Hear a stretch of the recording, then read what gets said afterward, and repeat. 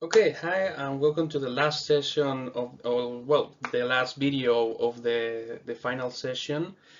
So now we are going to talk about not that much of psychometrics on a classical framework, but more emergent methods and beyond traditional statistical analysis and also traditional psychometrics. So I will talk about a little bit of Bayesian IRT, or item response theory, also Bayesian networks and how we can do multivariate complex data with them, and also Bayesian meta-analysis. Okay, so regarding IRT, you can do IRT models with a Bayesian perspective. For example, you can just do a Bayesian estimation of all of the parameters of a classical IRT models, like difficulty, discrimination, guessing, etc. You can also make a Bayesian estimation of the information and standard error, and of course, the estimated scores. Actually, the EAP algorithm is actually used in standard IRT models, but actually you can go full Bayesian. Everything is done like with MCMC estimation, and you can get also extensions for more complex models like a graded response model, the partial credit model, or multidimensional IRT models. You can have some documentation here. You have some more information if you are interested in a Bayesian outlook for the IRT models. Okay, another interesting framework is the Bayesian directed acyclic graphs, or also called Bayesian networks, when you can model a specific set of variables with a specific model of interconnections, that one might think that you can approach these research questions with structural equation models, but at some point maybe you don't have enough evidence or enough theoretical strength to model all of the possible interconnections and be sure to what is not connected, which variable is not connected with another one, and also which variable is connected with another one. Okay, so at some point DAGs, or directed acyclic graphs, can answer that question in a more flexible way. Okay, so here's an introduction to DAGs. It's a very interesting field of research. I highly recommend it. And you can do that from a frequentist point of view, but also from a Bayesian perspective, and therefore doing a Bayesian inference of DAGs. And it's complex to tackle and has a lot of technical information, just like IRT models. However, it's pretty interesting because it can allow to make really rich and complex relationships between lots of variables. Okay. Another really interesting example is the Bayesian psychometric networks, that is also called BGGM, or Bayesian Gaussian graphical models. Gaussian graphical models have been recently popular, are also called regularized partial correlation networks, because you can create a correlation network that is a visual representation of a correlation matrix, but those correlations can be partialized and for all of the shared effects of all of the matrix, and also you can regularize them to force small indices to zero. This has been very popular, and in psychology research they are just called network analysis. They are actually Gaussian graphical models, because, for example, directed acyclic graphs are also networks, and also you can do other network analysis, for example, in neuroscience or something like that, using other techniques. Anyway, this specific framework, or having a regularized partial correlation networks, or just as called Gaussian graphical models, normally are done with some frequentist techniques, and also a kind of a mixture with some Bayesian techniques, for example, the expected Bayesian information criterion. However, you can go full Bayesian and create a Bayesian Gaussian graphical model. So you just have a correlation matrix between many variables, and then you will try to estimate all of these relationships via MCMC. You can make it exploratory and put indicating and specifying non-informative priors, or if you are informative, making a confirmatory network, when you need to specify for each correlation which is the prior that you want to specify. These models are prepared for continuous ordinal and binary data, just like frequentist networks. And you can make also inclusion criteria for these networks after regularization, for example, a bias factor above 10 or something like that. Donald Williams has been a great developer for BGGM, so I highly recommend his work and his webpage on this topic.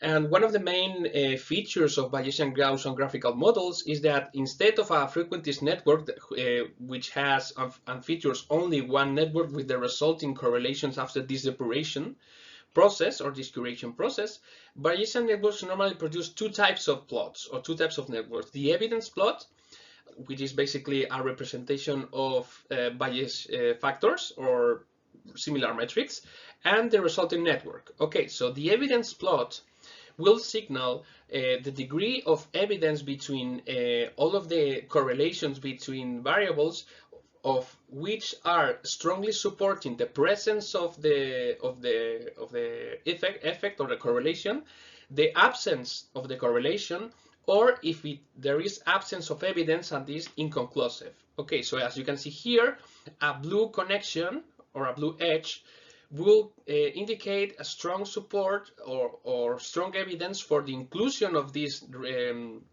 correlation in the model. A red interconnection or a red edge would indicate the opposite, the presence of evidence for exclusion, and a gray interconnection like this one would indicate the absence of evidence. With this in mind, you can map with more certainty and more detail which connections are clear as non-present or as present and which connections are unclear. And for example, if we have a lot of red and blue edges and little gray, that's good news. Independently from this, then you can create a resulting network which is very similar for the frequentist network because they have all of the specific edges and the effect sizes. Okay. Another thing that you can do with BGGMs, just as like frequentist GGMs, is that you can compare networks. For example, you can make a direct comparison, just describing what is happening in someone and what is not. You can create tests to specific correlations in that, and also more advanced metrics like centrality and clustering and all of that.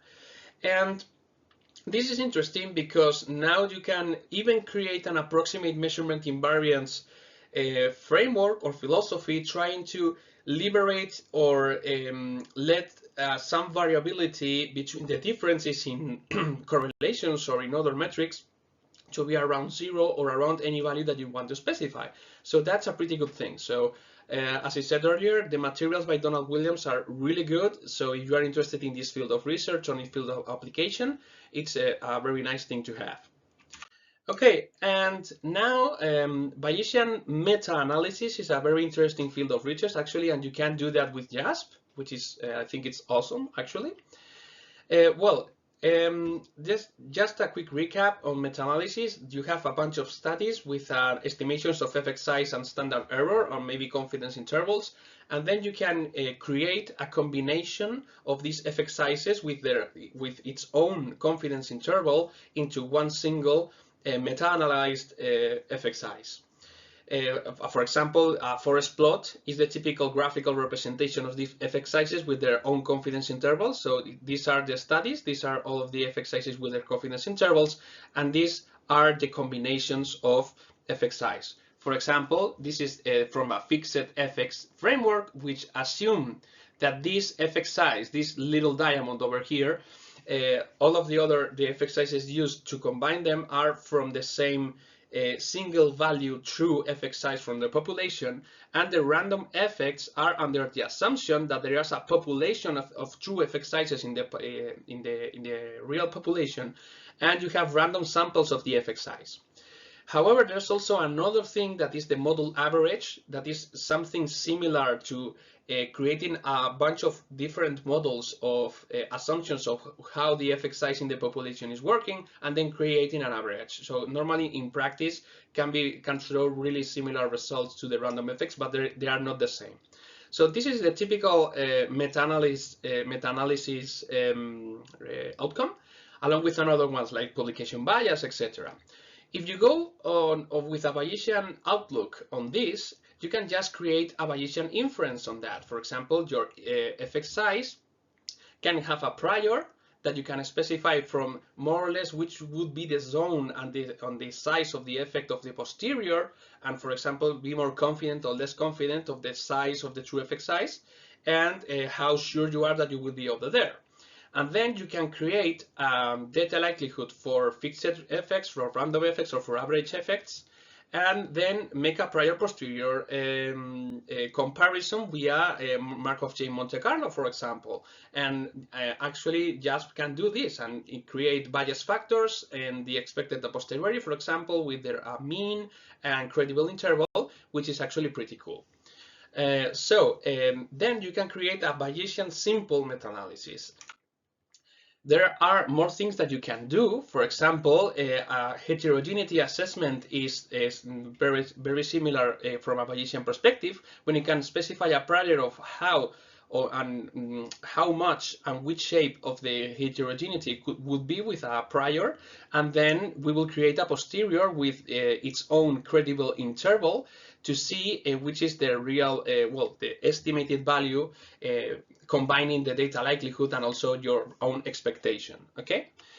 In addition, you can create also sequential analysis. As you can see here, the bias factor starts to change of how many studies are included. And as you can see here, from study 7 to 8, there's a great jump on the bias factor. So it seems that study number 7 had a huge impact on that.